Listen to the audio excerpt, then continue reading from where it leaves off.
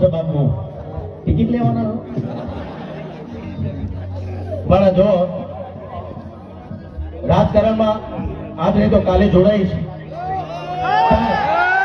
કેમ છો મારા ભાઈઓ બહેનો વડીલો, તમારા માટે જોરદાર ન્યૂઝ લઈને આવી ગયો છું મિત્રો। અને સોશિયલ મીડિયા મિત્રો આ વિડીયો વાયરલ થયો છે, ના પૂછવાની વાત છે મિત્રો। અલગ જ અંદાજમાં મિત્રો વિડીયો વાયરલ થયો છે મિત્રો। અને કાલે મિત્રો ગયા હતા અંબાજી મિત્રો, તમને ખબર જ હશે મિત્રો। તો 1000 ગાડીઓ હતી મિત્રો, તમને ખબર જ હશે મિત્રો। એનાથી વધારે ગાડીઓ હશે મિત્રો, કારણ કે એટલો બધો સપોર્ટ કરે તો મિત્રો દરેક સમાજને મિત્રો ના પૂછવાની વાત છે મિત્રો। અને તમે બાપુને તો ઓળખો જ છો, નહીં ઓળખતા એવું બનતા નથી મિત્રો। તો જય ભવાની મિત્રો, કોમેન્ટ આપણા ચેનલમાં કરજો મિત્રો, અને જેટલો બને એટલો વિડીયો શેર કરજો મિત્રો। અને વિક્રમ ઠાકોરે શું કીધું છે એ બી તમને આખો વિડીયો બતાવવાનો છે મિત્રો। તો વિડીયોમાં એન્ડ સુધી બન્યા રહેજો મિત્રો, કારણ કે જણાથી મોટા દરેક કલાકારની આપણી ચેનલ પર સપોર્ટ કરીએ છીએ મિત્રો। અને વિક્રમ ઠાકોરે મિત્રો શું કીધું છે એ બી તમે જાણજો મિત્રો, કારણ કે તમારા માટે દરેક કલાકારની ન્યૂઝ લાવીએ છીએ મિત્રો। અને જિગ્નેશ કવિરાજે મિત્રો ગયા છે મિત્રો, તમે જોઈ શકો છો મિત્રો। તો તમને આખો વિડીયો બતાવું છું મિત્રો। ગુજરાતી દરેક કલાકારો મિત્રો આવ્યા હતા મિત્રો, એક તમે જુઓ।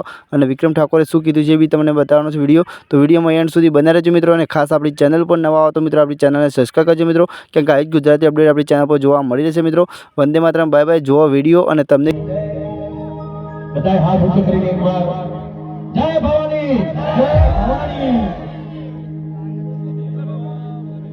આમ તો ક્યાંય પણ આપણા સમાજનું આવું કોઈ સંમેલન હોય તો જ્યાં જતો ત્યાં પત્રકારો મળી જાય ને ભાઈ, તો એક જ સવાલ પૂછે બાપુ ટિકિટ લેવાના? સરસ મજાનો આ સંકલ્પ કર્યો છે ભવાની ધામનો, ખરેખર બિરદાવવા લાયક છે।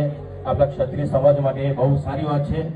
એટલે હું હંમેશા એમની સાથે છું, અને મારા લાયક કંઈ પણ કામ હોય બાપુ ભવાની ધામ માટે હું તમારી સાથે છું।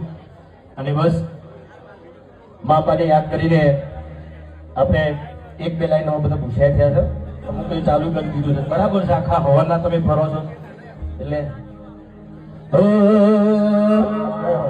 એ મારી અંબે તારું સપનું પૂરું કરશે।